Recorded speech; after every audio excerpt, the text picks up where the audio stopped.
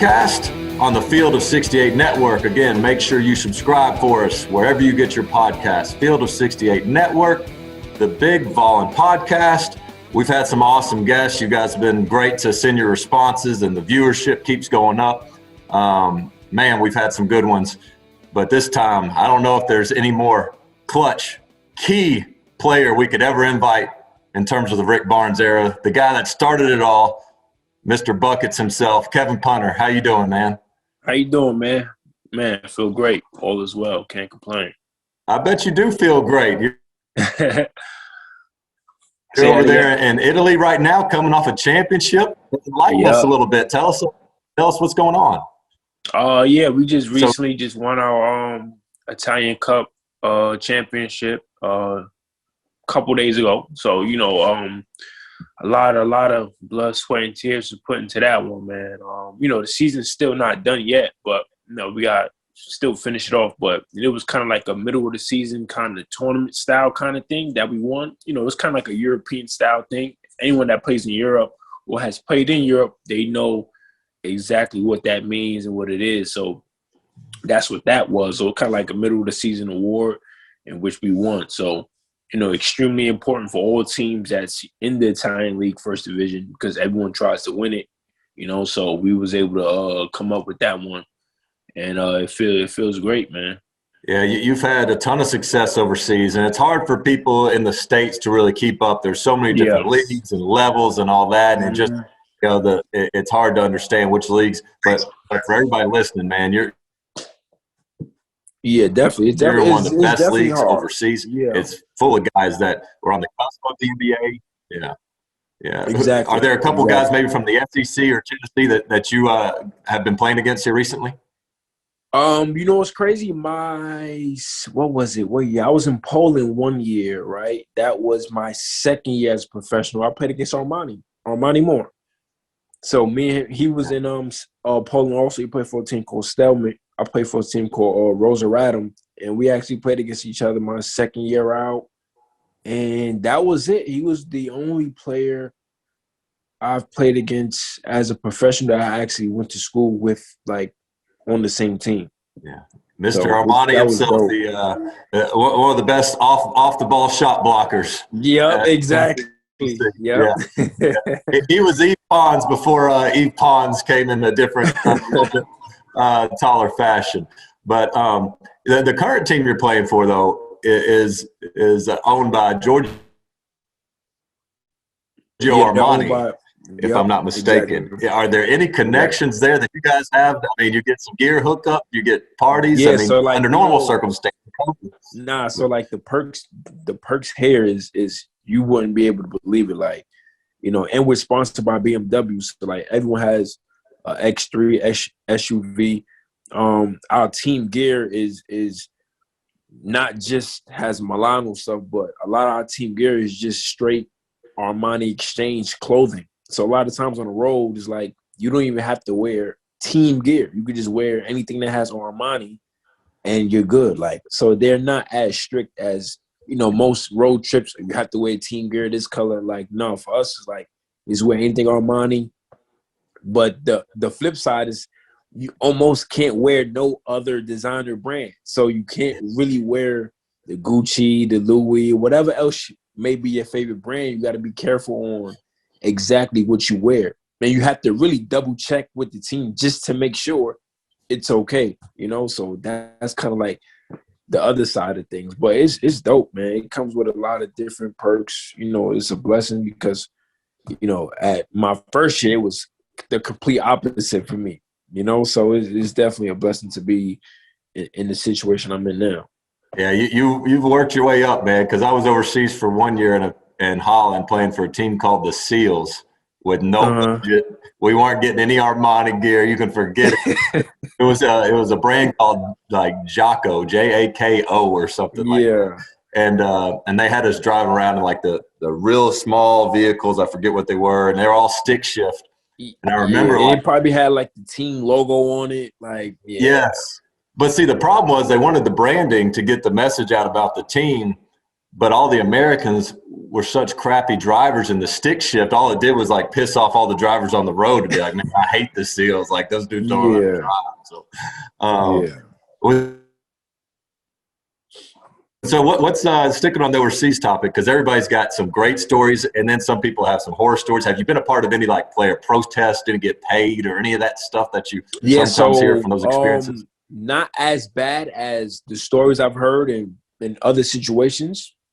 So I've been fortunate enough, but I have been in situations where I had to sue teams and not get paid for 2 months. So I've been in situations like that, but not too many. I don't really have no crazy stories or guys not going to practice or I want to sit out because I haven't. But I've definitely have been paid late before. Trust me. Yeah. Like, and you know what's crazy though? Like now that I'm 27 now, and then for me it's like getting paid late. Like okay, if you get paid, let's say the first of every month, if you get it, let's say like a week or 2 weeks later, that's considered on time.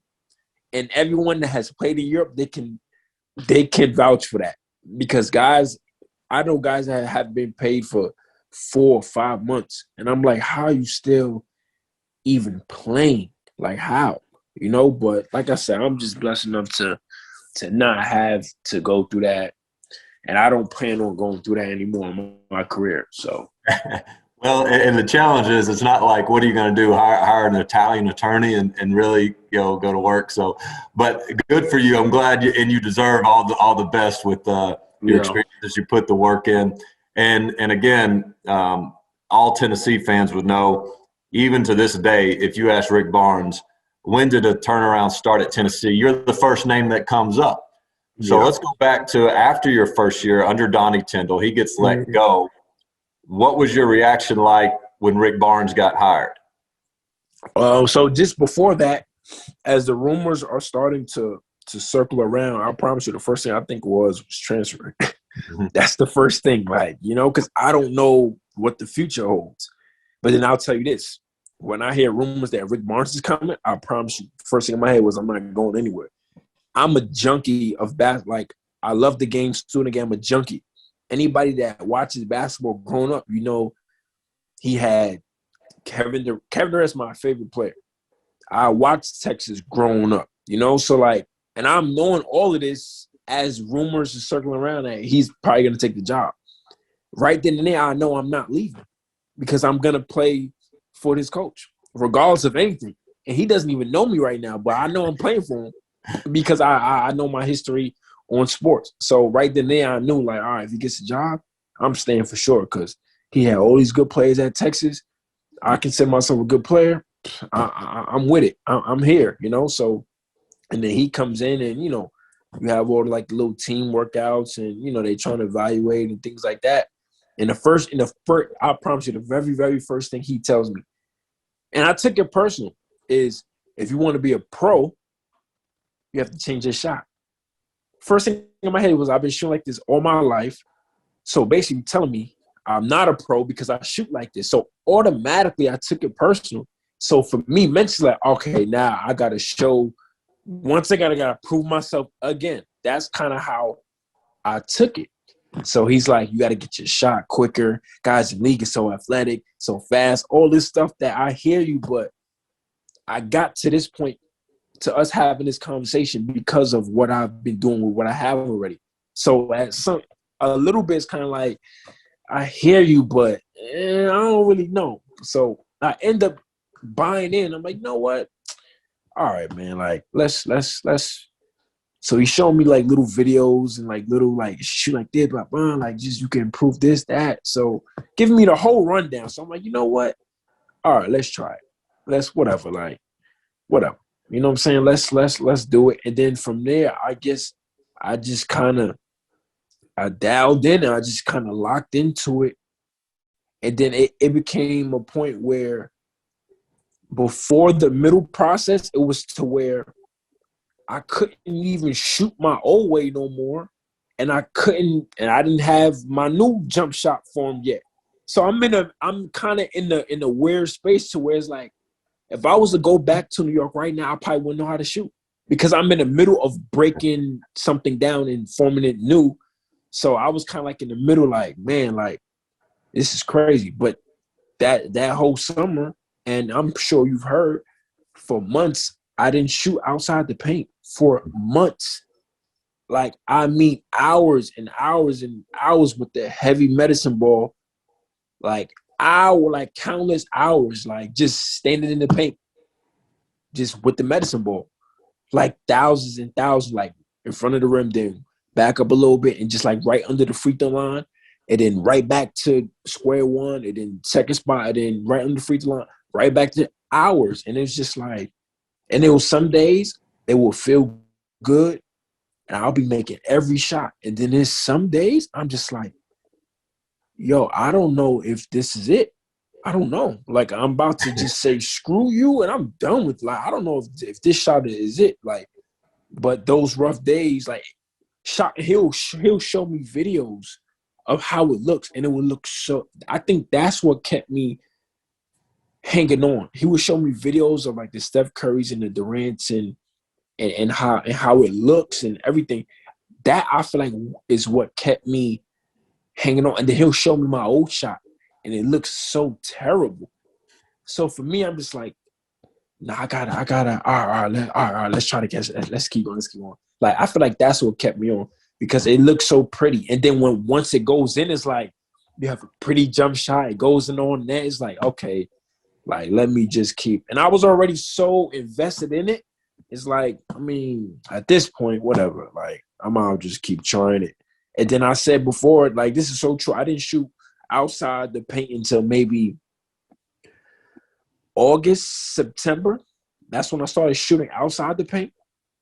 And my biggest KP, like, but y'all are still playing some pickup between now and then. So, like, in pickup games, kinda. I'm not even playing though. That's the thing. Wow. So that summer, I barely kind of played. Matter of fact, I think we was doing like Rocky Top. But this is tricky now, because now I'm in the middle of trying to fix something, and I'm in the middle of competition. And everyone knows when you're in the middle of competition, what? You go back to what you're comfortable and what you're used to. Yeah. So we will have like interns come to the game that was also helping me rebound and everything, just to make sure I'm sticking to what I'm sticking to. So Rocky Top also kind of helped, because it was me trying it out and trying a new jumper. But my biggest concern was, it looks pretty when I'm open. How does it look? Do I go back to what I'm used to when it's contested? Because I make a lot of contested, tough jumpers. So for me, it's like I needed to still look the same when it's contested. Like, I get it looks pretty by myself. I get that. But I need to make contested jumpers. That's where I mess dudes up. So once it started looking real pretty on the contested shots, I said, okay, we have something here. Like we really, really have something. But that whole summer, I barely really played 5-on-5. It was just more individual work. And then Rocky Top, I think, was once a week. And then that's the only time I will go out there and kind of, try my new jumper out. So, and then we'll have guys from the team watching, making sure I'm sticking to, what the plan and goals was. Well, you talk about being coachable, because not only did you put the work in, but it was kind of trying to fix something that wasn't completely broken. It's not like you were a 25%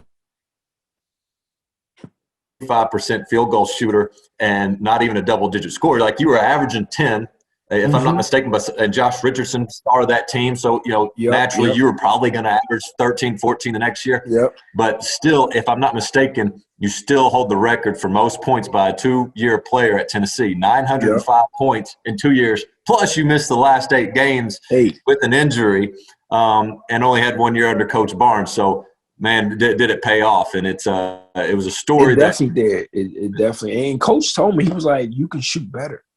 And in my head, I'm like, shoot better? Like, but then once now I see the finishing product, it's like, you know what? Like, my jumper is way more consistent than I thought it would ever be. And like, it's just, it's made sense. Back then, I couldn't really, really see it. I seen it enough to buy in.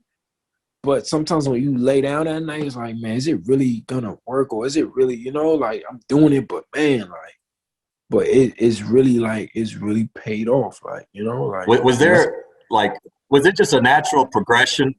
Was it just naturally seeing the ball go in multiple times, or was there like even a pickup game or a practice or a game itself where you were just like, all right, I've got elite confidence. I made some contested shots, all those things where you just said, all right. It was, I'm not. It might have been maybe the first game.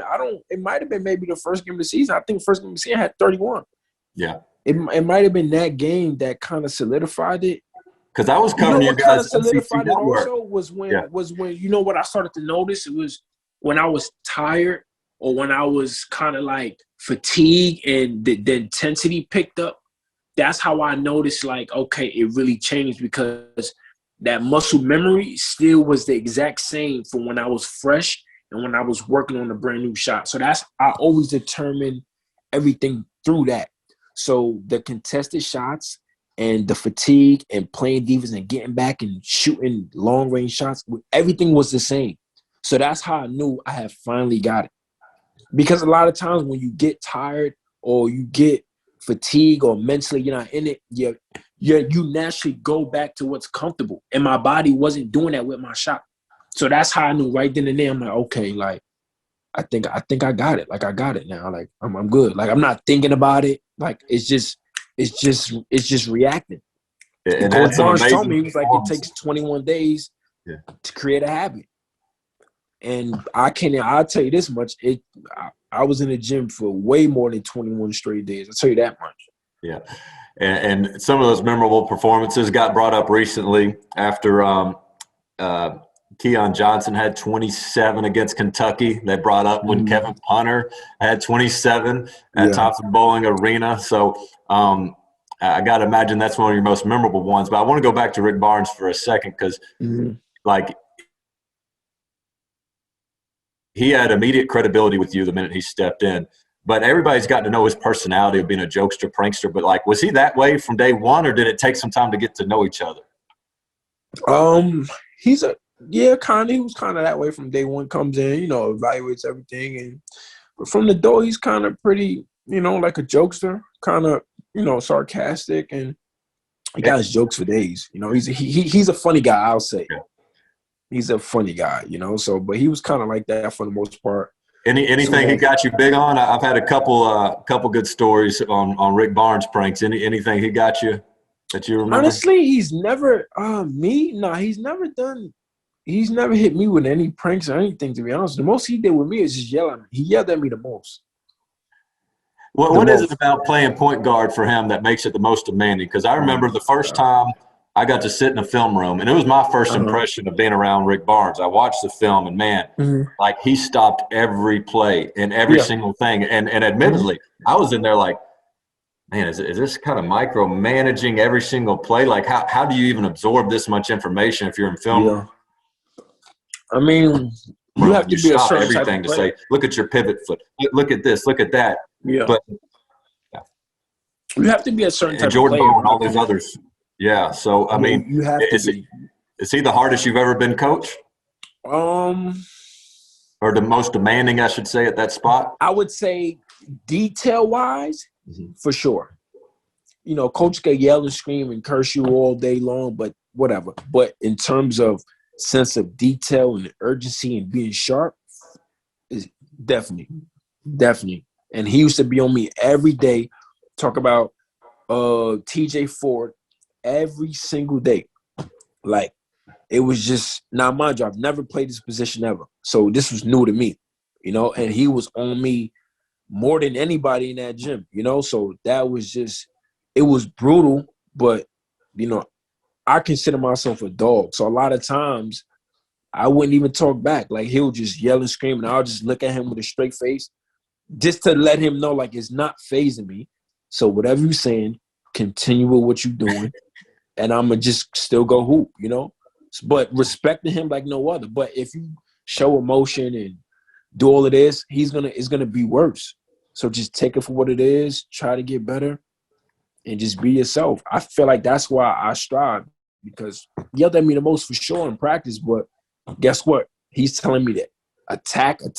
I'll turn over, or go right back in attack. Like, so I couldn't even be mad. And he always held me accountable at all times. So I'll tell you, and one of the players I forgot that you played with, just because I think of him in terms of his prime, but another player development success story, Admiral Schofield. I mean, when you think about seeing him his freshman year, your senior year, I remember he had some breathing problems because he didn't sleep well. He had his tonsils taken out, like his conditioning wasn't good and some things.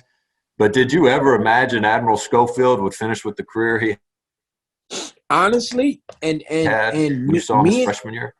Yeah, me personally, for sure, because he was in the gym as much as I was in the gym, and he's seen how well I did my senior year. So for him coming up behind me, him and Kyle, and I had Kyle when he was on his visit. I was his host. So for them two, especially, to really see what I did and things like that, I feel like they took that and kind of ran with it even more. And AD was a gym junkie, like he loves to be in the gym, loves to get better. He used to ask me back then, like, what certain moves on the wing and I used to tell him, I used to say, look, coach is getting mad at these shots that coach didn't, the shots he was shooting his senior year, my senior year, his freshman year, coach used to chew him out for. And me and AD had a conversation. I said, look, the shots you making now and that you're allowed to take and miss, you remember a couple seasons ago where coach used to kick you out of practice, chew you out for even shooting that. And I'm like, look how times has changed, and just with getting better and being more mature and just, everything, But that's why I was so proud of him, just for the simple fact that I used to witness him getting destroyed in practice. And now I'm watching games and highlights. Those are the same shots he's making, big shot. That's so crazy, So that was kind of like a proud moment, and he kind of just, he stuck with it. Because I'll tell you, like, nobody knows this, but me and AD used to really, really, like, even when I was overseas, me and him still used to talk back and forth here and there because he was kind of going through it with coach. Coach used to be on him like crazy. So I used to say, look, man, like, you're the leader. You got to just keep going. Like, once college is done, being professional, it gets even harder. Coaches don't really care for you like that in certain places. It's what you can do, and you can't do it on to the next. So, but I'm just so proud of him, man. That's such a big part of it is the tough love that Coach Barnes shows and the big picture stuff. Like, he's not afraid. And again, following him mostly when he's at Tennessee. I didn't follow him closely at Texas, but there'll be big games where he'll bench some key players, and he's always thinking big picture. And if that means humbling guys their freshman year or staying on you early and forgetting the fact that you hadn't played point guard, he's holding you to the highest standard. Exactly. And sometimes he'll call players out in the post game, which some coaches can't get away with doing if they don't have the trust and rapport and the love from the roster. And I feel like, it might test that relationship, but that's what builds a great one. And you and Coach still talk to this day? I haven't spoken to him in a while, to be honest with you. But that's if I see him, we could talk for hours. That's kind of how our relationship is. We don't really have to talk all the time or every couple months, but I promise you, the minute I see him, we could go for dinner, lunch, and we'll talk all night long. So that's how that is. Well, you've been able to watch the current team at all? I know you're on a different time zone. A little bit. The time zone been killing me, man. Yeah. Oh, man, the time zone's been killing me. We play like 2-3 times a week. So with me ripping and running around and on the road, and I haven't got a chance to watch as much as I wanted to, but I've been, checking in here and there and things like that. I think we're 3 or 4 in the country now. One of those. Oh, boy, yeah. No, yeah. Keep missing some of the games because we've started to teeter a little bit. I like it. I don't want to mess you up. You keep thinking we're 3 or 4 in the country, man. Don't let me tell you what's happened recently. You're in a whole different world. So they're still top 25, but we've lost I think 5 out of the past 11. So we've hit a little rough patch here. We hit a little okay. Yeah, but hey, the freshmen are starting to play better. We a little bit inconsistent play, but I will say this: one of the guys that's struggling some, and some due to injury, some rhythm. But Eve Pons, John Fulkerson, Now you had, for the most part, nothing but success your senior year, but I've experienced and seen others too. Can you put too much pressure on yourself as a senior at times, wanting to go out with a bang? Because that seems to be happening a little bit with the current it's possible. Season. Definitely, because you want to leave, your last good impression. So you're trying to put your best foot forward for the next page in your journey. So, you always, and then when you have guys like Jordan Bone and Admiral and Kyle, even the Jordan Bowden, these guys is in two-way talks and contracts with the NBA and things like that. You want to kind of solidify yourself your senior year to kind of put yourself in those same discussions. So that could definitely happen. Yeah, that's a great point, because it's one thing to have pressure your senior year. It's another to feel like, man, the standard's so high. Like if I'm not all SEC and potentially get my jersey retired, some of these guys, I mean, it's just a whole different standard. You're right. That's a whole different pressure. So what about you, man? I know the ball's not stopped bouncing for you, but you talk like a coach. You love the game. Is coaching in your future? No, not at all. I don't want to coach. Not at all. The most I would do with basketball, is like player development. Just for the simple fact that I love to just hone my skills and my craft and just work on different. But tell me this: what makes you say no so quick to coaching? Is it chasing guys around, class check, and all the other stuff that goes around? Yeah, it's like it depends what level. But let's say on a college level, I don't feel like dealing with kids with bad attitudes or kids that want to talk back to me or kids that don't listen or kids that aren't coachable. Because I'm kicking you out. I'm not dealing with it. You don't want to go to class, you're out of here. Like, I don't have time. Well, you come from a great family of hard workers. I actually covered your brother who plays at Troy. I had one of their games earlier this year, and his head coach was saying how, man, the family tree in terms of work ethic and reliability is certainly there. So nah, for sure. Like, it's just when you coach, you have to deal with egos. You have to manage 12 to 15 guys. You gotta. It comes with more than just coaching, And I'm not one of those. I wouldn't be one of those coaches that's just an X and O guy. I want everyone to flourish on and off the court. How you doing? Is everything good? I'm kind of like one of those coaches. If I was to coach, I like to be well connected with my group of guys. The closest I came to coaching was like one of the camps when I was there in school, when I was coaching the little kids, and I loved it. But once it gets to the serious level, Well, we're going to save this clip for the day that Tennessee announces you as part of Rick Barnes' staff. We're going to save this clip of saying that you were never going to get into coaching. I'm going to keep that one. All right, give a couple real quick ones at the end. Most memorable moment at Tennessee? I'd probably say being Kentucky. We was getting our behinds kicked and we came back. So for sure, we could be in Kentucky. 27 points, and that was at Thompson-Boling Arena. I mean, and it can vary, like in terms of the SEC. One year a team might be really good and their home court advantage is great. Other years they're not good. Like Arkansas wasn't great when I was there, but that's one of the best home court advantages. Outside of Kentucky, what was the toughest place that you had to play on the road? Florida. Did they, like, when I played there, it used to motivate us more because they talked so much trash. Like, I felt like it was a good type thing. But what were some? It's definitely – that's why I said Florida, because I always like when the crowd talks. I love it. It just gets me going. What'd you hear from? I'm going to be honest with you. I don't know. I just saw their mouth moving, and I know they wasn't saying nice things. But I tend to just block it out. So I'll see your mouth moving, but I'm not really trying to listen to what you're saying. So I'll just see you're furious. I'm like, okay, they're ready. See, I always love that because, like, that made it more personal, like, when you took the court against Florida. Like, it motivated you more to me. I mean, exactly. I love playing down there. So that's great, man. Well, any last thoughts or advice for this year's team before they head into March Madness? Even though I bust your bubble, you probably thought they were getting a 1 seed, and they're now. Man, I don't know. I think I read something the other day. I don't know what. You're not. If you weren't on this call, I'd question if you even had internet where you are, man. Nah, the only thing I can say, man, is stay the course. Stay the course, man. You know, there's always gonna be ups and downs in basketball. It's not a perfect game. Stay the course.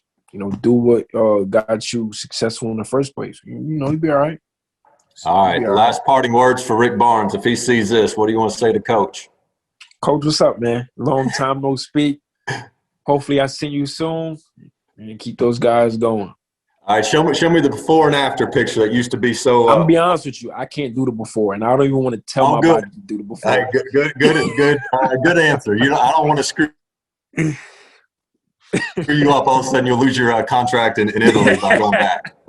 Hey, seriously, congrats. Thank you on behalf of all the Tennessee fans, because seriously, it's I've been a part of first-year coaches taking over a program, and you might not get the benefit of going as far as other teams, but it's awesome to be part of that first group, and you're the first name that comes up in terms of the turnaround from the roster side under the Rick Barnes era. So you should be proud, man. And 5 championships and 5 seasons overseas, if I'm not mistaken. Yeah, man. Yep, definitely. And a good man, too, for everybody listening. Kevin Punter got right back to me on Twitter as soon as I asked him, communicated great. So you didn't ghost me like I other tried, people. Man. I try, man. I try to stay. You rescheduled on me, but I'll forgive you on that. You at least gave me a little heads up. Hey, all the best, man. Good luck the rest of the Thank you, Dan. Appreciate you, man. All right. Take care. Have a good one.